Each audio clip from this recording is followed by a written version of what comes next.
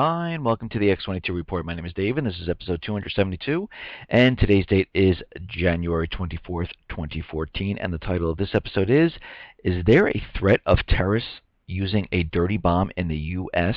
And we will get into that a little later in this report. But first, I'm sure everyone has noticed that the stock market has dropped around 300 points.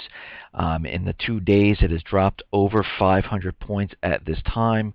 And we will have to see what happens on Monday if people start to panic and they start selling their positions and getting out of the market at this time, or will the Fed step in and they use the plunge protection team and the high frequency traders and try to pump this back up to calm everything down? But I was looking at graphs from 2008 and we saw some type of the same type of occurrence that happened during this time when we reached the peak. We've had many instances before the drop of the market where we were going up high, we came down 500 points, we went up a little bit more, we came down 800 points, and it seems like we're starting that trend right now, and we'll have to see how that goes. Let's get into the economic collapse news. I'm going to head out to Cyprus right now. We understand in Cyprus right now that they are in big trouble, as the same with all the European nations at this time that are under the Eurozone. They are hit with capital controls. They are still in effect. They still have not relieved the capital controls for the people. And right now, the Cyprus public debt saw the biggest increase among the 28 EU member states, and it went from 98.6 of GDP to 109.6% of GDP. And of course, this is because they're borrowing money from the EU, and they are increasing their debt, just like Greece has done, just like France has done, just like Spain has done, and they're going to need more and more of this debt to get out of the hole they are in, and this will not work, and they will not be able to sustain this. They will impose more austerity, more people will be laid off, people will have no jobs, unemployment will go up, and we see this happening all across the Euro nations right now, and it's happening everywhere, yes, even inside the United States, but they have the illusion going. People are believing that everything is recovering and everything is fine, but we know better. Now, yesterday I talked about Spain, and I talked about other European nations with unemployment, and right now Spain's unemployment hit around 26%, and it is increasingly going up. It's not going down. And again, we understand that Spain is using the pension money, the pension reserve fund. They withdrew 11.6 billion euros from it, and they are using this to keep the country going. And right now, Spain has now seen 6 straight years of job destruction. There are 1.8 million households in Spain where nobody has a job. Some 686,000 households in Spain have no income at all, not even Social Security. More than 3.5 million in Spain have been out of work for at least a year, and that's 61% of all people who currently find themselves without work in the country. Spain's new jobs are poor quality. Sounds like a lot like the United States, where people are getting laid off at these full-time jobs and getting these part-time jobs where their salaries are much, much lower. Some 69,000 found work in 2013, but unemployment actually rose in the final 3 months of that year. Working Spaniards put in 5.86 million hours of overtime every week from October to December, up 18.4%, just to make ends meet. And we see the same thing happening in every other country. The European nations are teetering on depression right now, and the United States is also teetering on a depression.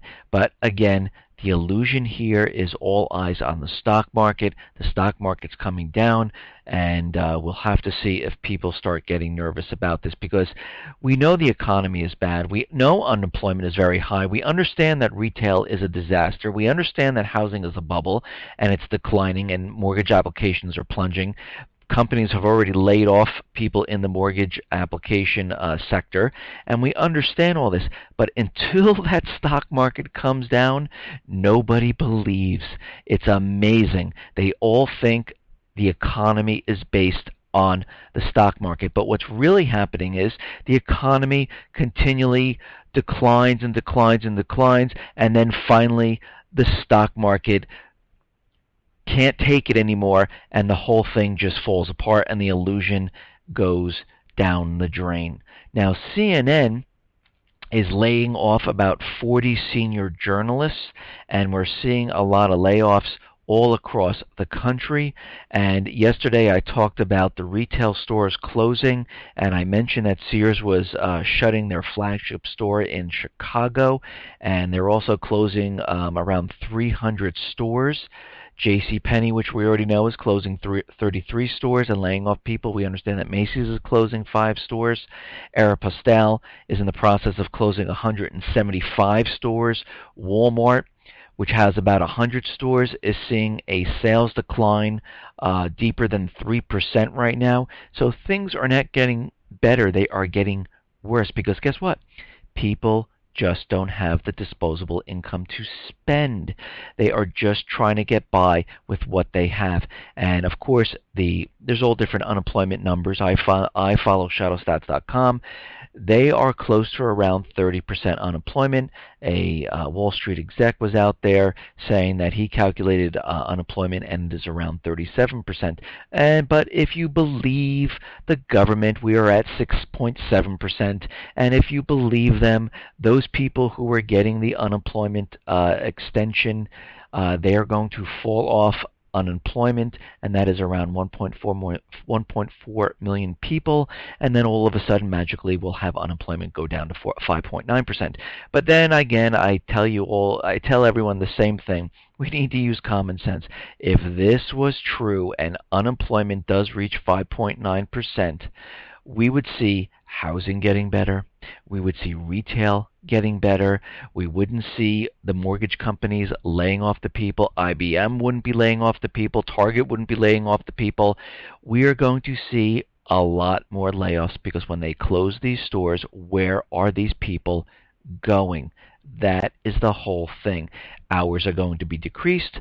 People are going to be without work. And as more retail stores close, these people can't get retail jobs. So where do they go? Okay, now J.P. Morgan had the biggest one-day withdrawal ever of gold. And so J.P. Morgan saw 321,000 ounces of gold depart in one day from its vaults. It's the biggest withdrawal ever. So I guess people want their gold, and I really can't blame them, because I like to have the physical in my hands. I like to have silver in my hands. I don't like paper at all. I like to know my insurance policy is in my hands, and I can use it when I need it. And everyone should be thinking the same exact way. And we understand right now that the U.S. government, the Obama administration, the central bankers, their goal is to disarm the American people. And right now, a U.S. newspaper conglomerate has considered building state-by-state database of people who have the right to carry concealed firearms. And we saw this back in the Journal News in New York City, where they had a map of everyone who had a weapon. And again, these people haven't committed any crime. They just purchased a weapon, and they might keep it in their house to protect their family. They might be a gun enthusiast, and there is no reason to show that these people have weapons. It's almost like saying, well, here are all the people that watch porn, or here are all the people that watch a certain TV show. There is no reason to have this. They have not committed any crime, and they have these weapons legally. This is why they know where they are. Again, they don't know where the illegal weapons are. So again, this is turning into a witch hunt right now. They are continually pushing the gun agenda, because eventually what's going to happen is there's going to be a false flag event that will push the UN Arms Treaty, which is pending in the Senate, the Dianne Feinstein gun bill, which is pending in the Senate, and it will push these to get voted on, and they will try to push them and get them passed. And this is what they are trying to do because they realize, and we all know, the collapse is coming. Things are really heating up around the world. Everywhere you look, there is a war of central banks, not really of countries, of who's going to be the next dominant leader, who's going to have the reserve currency. And this is what you're seeing. And in most of the places wherever you look, like in Africa, you see the U.S. fighting China. The Middle East, you see the U.S. fighting China. And you look around the world in the Pacific where Japan is, the U.S. fighting China and provoking. And this is what we are seeing. And because China right now is the biggest threat to the U.S. dollar.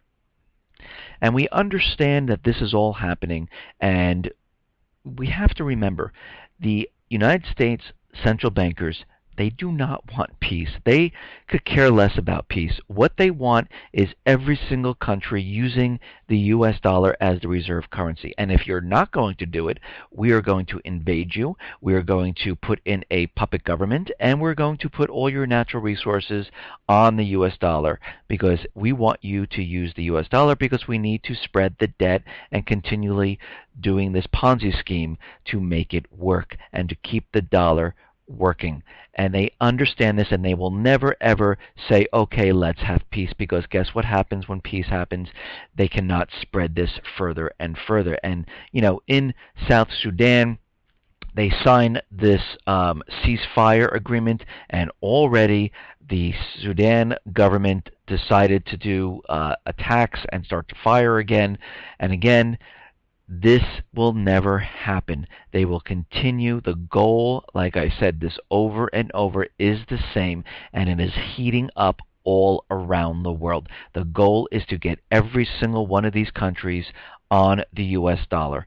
This is what they're trying to do. And this is why we see the Ukraine heating up, and this is why we see Thailand heating up. And depending on which side the central bank is on the Ukraine side, they are the rebels. On Thailand, they already have the government implemented there. In Sudan, the country is split in two, and China's on one side with the rebels, and the U.S. government is on the side of the other side of the Sudan government. In the Middle East, Al-Qaeda is on the side of the Chinese. They are the rebels who want their country back, and the U.S. has the puppet governments in control right now. And all of this is heating up, and they are losing ground right now, and they know it. If we look at Afghanistan, Afghanistan is a area which is strategic to the United States and the central bankers. It is between Iran and Russia and the Russian states there. They also grow the poppies, where they take that and they make opium and they sell it to other countries to pay for covert operations that the United States would actually never pay for if they went through the Congress and things like that. So, and they use a lot of this, and they ship weapons down into Syria to help the rebels and the Al-Qaeda people that are fighting alongside the rebels. And they will not leave this area. I mean, they've given the president of Afghanistan the security document. He does not want to sign it. He does not want the United States going into people's home, doing night raids, and without permission from the Afghan people.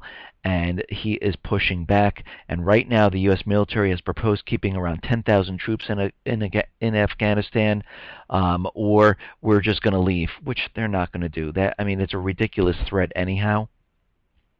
And they're saying that, claiming that any lower troop level would not be viable. The Pentagon is determined to keep control of the Afghan bases, which provide the American military with means of projecting military force against neighboring China, Iran, South Asia, and the oil-rich former Soviet republics of Central Asia. So we can see their real agenda here, and we all know it. We know what they are doing. Now, in China, we understand that they have the air defense zone set up, and China said Friday it has begun issuing warnings to foreign military planes entering its self-declared air defense zone over the East China Sea. And the zone is a purely defensive measure that conforms to international practice, and this is what China is saying. Well, we already saw what happened. The United States flew a B-52 bomber into this area once before, and the U.S., Japan, and other countries denounced the zone declaration in November as provocative and said they would ignore China's demands, that their military aircraft announce flight plans that identify themselves and follow Chinese instructions. China has said it would take unspecified measures against aircraft that disobey.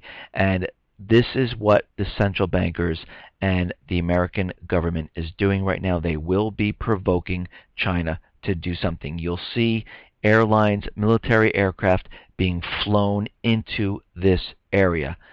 Now, we understand that Japan is changing their whole way of how they look at war. They want to declare war. They don't want to be a pacifist nation anymore. They're changing their constitution, and we can see what is happening. And the United States is moving their base from Okinawa to another area so they can bring in more sophisticated weapons and get prepped up and prepared for war with China. And now the U.S. Air Force plans to deploy 2 Global Hawk surveillance drones to Japan. The Global Hawks, America's largest unmanned aerial vehicle surveillance aircraft, along with 40 personnel, will be deployed to the airbase in Japan. The plan to deploy more advanced capabilities in Japan, such as the Global Hawk, has strategic significance and further contributes to the security of Japan and the region against China. So we can see what is happening at this time. All military assets are being moved. They are getting ready. We have the permanent missile base in Guam. We have the missile shield in Europe. We have the Pacific Fleet in the Pacific. We have 60% of the nuclear subs there. We have the aircraft carriers out there. I think there's like 9 of them out there right now. And they are using this because they know what they are going to do. They know how they are pushing this forward because they understand that when this collapse hits, they do not want to be blamed. They do not want to have anything to do with it. They're going to blame it on another nation. And when war starts, they can cover the whole entire thing up and say the economy is collapsing because of the event that occurred and because we have to go to war. And this is what they are planning to do. Now, we understand that the United States has made, a peace deal with Iran, and we understand that the IMF is going in there to look at the banks to see if they can get them into selling their natural resources using the U.S. dollar. And right now, we understand that there's a Geneva II peace conference going on with Syria, and that's not really going that well because they don't want it to go well. They just want Assad removed from government and all the natural resources put on the U.S. dollar. They don't care about anything else. That's their agenda. That's what they want to happen. So no matter what happens there, it's meaningless because unless Assad says, okay, I'm stepping down, nothing will ever happen there. The United States central bankers do not want peace.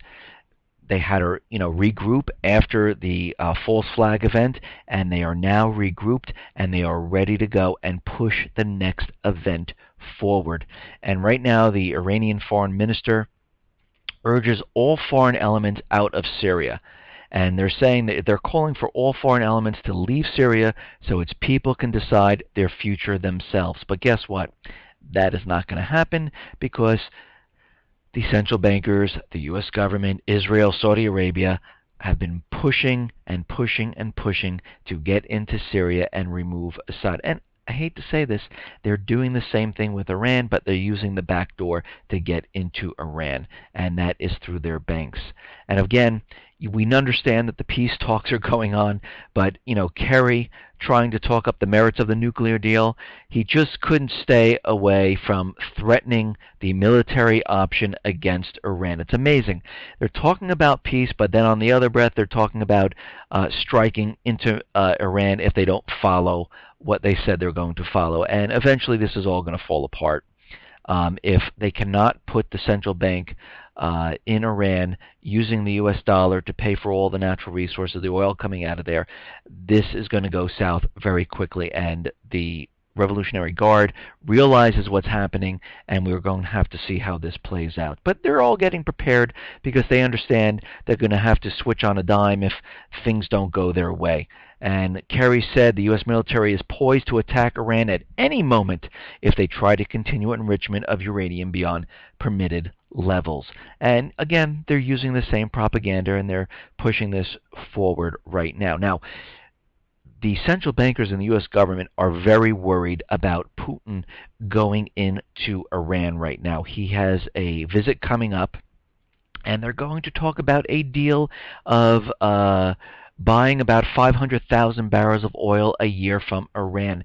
And the United States central bankers do not like this. They feel very uncomfortable about this because they are trying to implement the U.S. dollar as a reserve currency, and if Putin goes in there and makes the deal without using it, things are going to be a little shaky there because they're going to bypass the U.S. dollar, and the whole point of this peace talk was to get the U.S. dollar back into the country, and this is going to pose a problem. And again, if other oil companies see this happening, they're going to say, hey, why don't we get involved in this? And if they don't have the system set up yet using the U.S. dollar, this is a problem with the central bankers and the U.S. government. And right now, Jack Lew is out there saying, whoa, whoa, whoa, whoa. Any other oil company thinking that they're going to go in there and, make deals with Iran to start moving oil around? No, no, no. Not at this time. We will let you know when it is time. And he's very nervous, and he's saying that he threatened companies that will try to bypass American sanctions against Iran with punitive measures, because if they start doing this, they are completely bypassing the U.S. dollar, and this is what they are trying to do. This is the whole plan. This is the whole scheme. Now, we understand that back in August, we had that false flag with the chemical attack, and before that time, they were building it up. If they crossed the red line and all this other stuff, and they crossed the red line, and then they had to cross the red line again, and then finally, the president said we're going to come out and strike, and it didn't go well. Things didn't go the way they planned, and here they are building the case again to get into Syria. This is what they are doing. This is what you see all this. So we have the peace talks, the Geneva II, and all of a sudden we have war crimes against Assad. Amazing. During the time they're going for the peace talks. Then we have the Syrian Electronic Army cyber attack Microsoft at this time. So you can see what is happening right now. And right now, the opposition during these peace talks is deliberately bringing down the level of negotiators, putting forward new and more new demands, and dragging the negotiation process out and never getting anything done because they do not want peace. This is their plan. They don't want any of this. And of course, they're going to turn around and blame it on Assad and the government, how they're not cooperating, because they're going to get up and leave, and they're going to say, hey, Assad didn't cooperate, and look, see, we were trying to work it out. And this is how they work it every single time right now.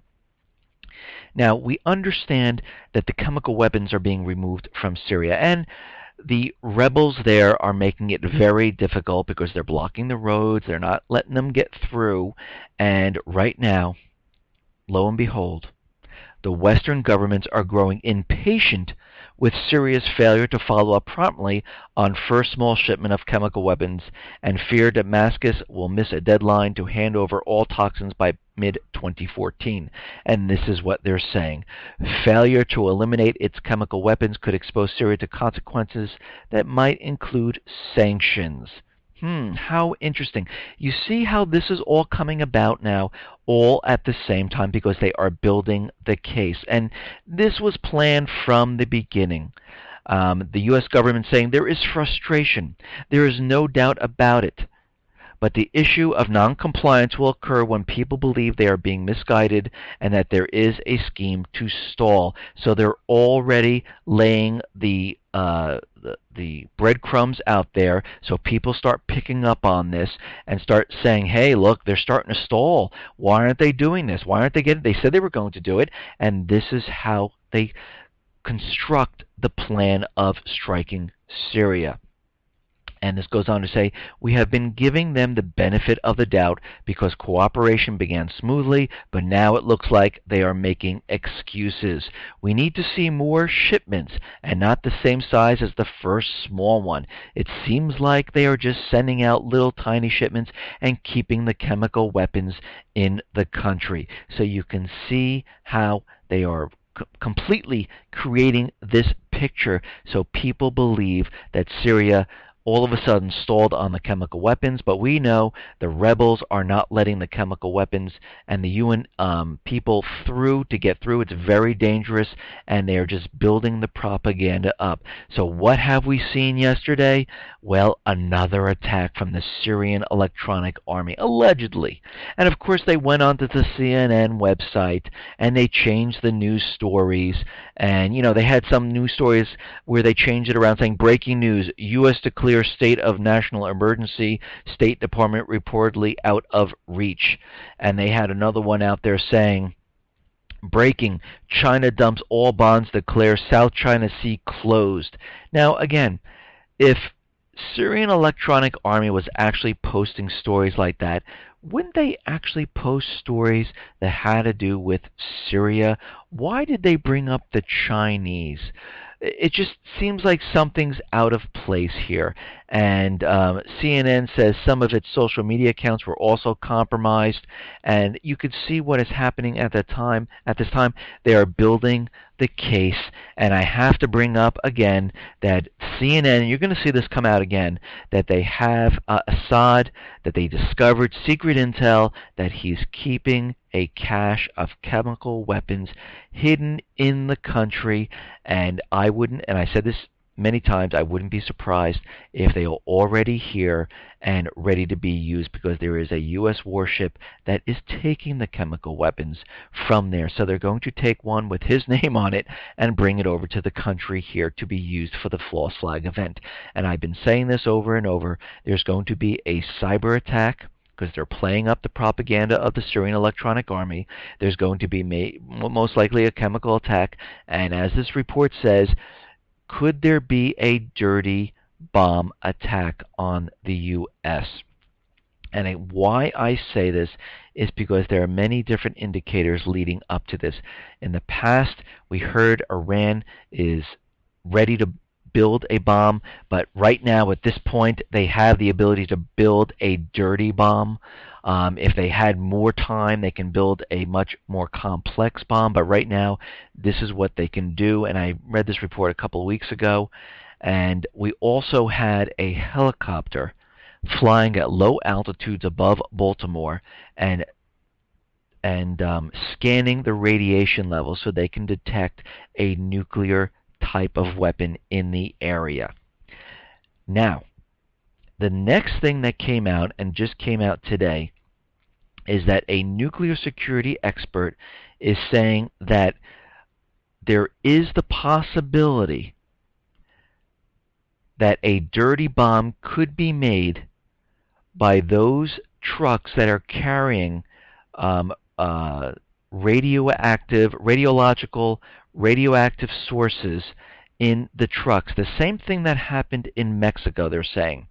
Here in the United States, these trucks are not guarded. We have the same type of radioactive material, which is medical radioactive material, and the same thing could happen. And all of these trucks that are running around the country are not guarded at all. And this goes on to say, a nuclear security expert is calling on the U.S. government to better regulate the private sector transport of radiological sources that could be seized by terrorists. Given the scale of damage that a dirty bomb could cause, it's difficult to understand why there are still no armed escorts required for Category 1 transports. A Category 1 sources are the most deadly of the 5 radiological categories ranked by the International Atomic Energy Agency. Individuals who come into close contact to unshielded Category 1 sources can die of radiation contamination within a few minutes to an hour. And then I started thinking, FEMA DHS has been putting in an order for potassium iodide. Very interesting. All the pieces are starting to fit together. And this goes on to say that on the road there are fewer technical protection measures available than inside buildings, so security depends even more on the people in charge who are transporting this radiological material. And again, there is no one. It's just the driver. So they are trying to tell everyone that a dirty bomb could be used here in the U.S. And if the peace talks with Iran go south, they need a way to get into these countries. This is why they are building up all this propaganda at this time, because they are preparing for this event, because they realize if they can't prop up this dollar, they're screwed. The collapse is here. They are losing ground in the Middle East. They are losing ground in Africa. We have riots in Thailand, and they were hoping to get the Ukraine on the euro. But all of this is completely falling apart, and this is why they are building all this propaganda. Look what is happening in Sochi. We have all these warnings. We have an evacuation plan. We have warships out there, and there are been bombings before the Olympics, and they're worried about some type of terrorist. And there's, travel alert advisory, terrorist alert advisory, and we can see how this is all playing out, and this is not going to end well. So we have to look at certain things, because how much longer can the Fed keep this going? The central bankers realize, and this is why they put into place the bail-in documents all across those countries that have a private Western central bank, because they realize that this debt level, with the unemployment, with no revenue coming in, cannot be sustained. We see retail stores closing right now. We see the stock market teetering. All of this is not going to end well, and they will bring on a horrific event, nothing like you have seen before, to cover all of this up. This is what they are planning to do. All the pieces are being put together right now, and we can see it happening. I mean, we are seeing, and I saw on the Economic Collapse blog, they had 20 early warning signs that we are approaching a global economic meltdown. And let me read some of these to you. The looting, violence, and economic chaos that is happening in Argentina right now is a perfect example of what can happen when you print too much money. The value of the Argentine peso is absolutely collapsing. Widespread shortages, looting, and accelerating inflation are also causing huge problems in Venezuela. These countries are starting to collapse. In a stunning decision, the Venezuelan government has just announced that it has devalued the bolivar by more than 40%, and we're expecting the same thing to happen here between February and March, and we'll have to see if it does happen, where they're going to reset everything and the value of the dollar is going to decrease. The Ukraine is rapidly coming apart at the seams. It appears that the bank run has begun in China. Art Cashin of UBS is warning that the credit markets in China may be broken. News that China manufacturing sector is contracting shook up financial markets on Thursday. Japanese stocks experienced their biggest drop in 7 months on Thursday. The value of the Turkish lira is absolutely collapsing. The unemployment rate in France has risen for 9 quarters in a row and recently soared to a new 16-year high. In Italy, the unemployment rate has soared to a brand new all-time record high of 12.7%. The unemployment rate in Spain is now at 26.7%, and we went through this before. This year, and I mentioned this in many of the reports, the Baltic Dry Index experienced the largest 2-week post-holiday decline that we have ever seen, and this happened right before 2008. Chipmaker Intel recently announced that it plans to eliminate 5,000 jobs. IBM is laying off. Macy's is laying off. Target is laying off. JCPenney is laying off. Retailers Retailers are closing stores. They've already laid off all the people in the mortgage departments, most of them in JP Morgan Chase, Citibank, Wells Fargo, 1-800 East Coast Mortgage. Mortgage applications are declining. Most of the homes are being purchased with cash. People can't go on anymore. People have calculated the unemployment around 37%. Where is this going? Nowhere. It's going into a collapse. CNBC is reporting that the U.S. retailer just experienced the worst holiday season since 2008. All the stores are reporting declines because people don't have the money. The U.S. Congress is facing another deadline to raise the debt ceiling. That's what we need. More debt on top of the debt we already have. We don't have the revenue coming in to pay for the debt right now. This is why they have to raise the debt, to borrow more money to pay the debt. Does it make sense? No. The Dow fell more than 170 points on Thursday, 300 points today. It is continually going down. We are not in a good situation.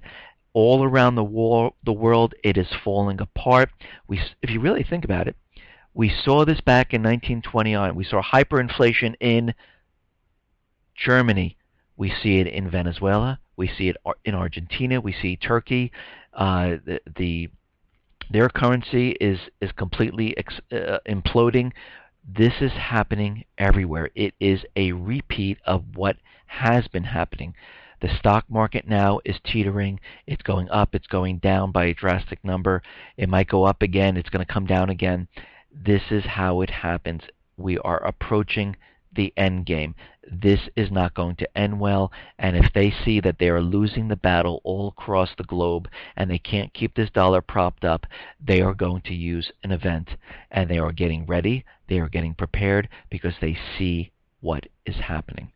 Listen, everyone, thanks a lot for listening. Be well, be safe, and especially be prepared. Thanks a lot.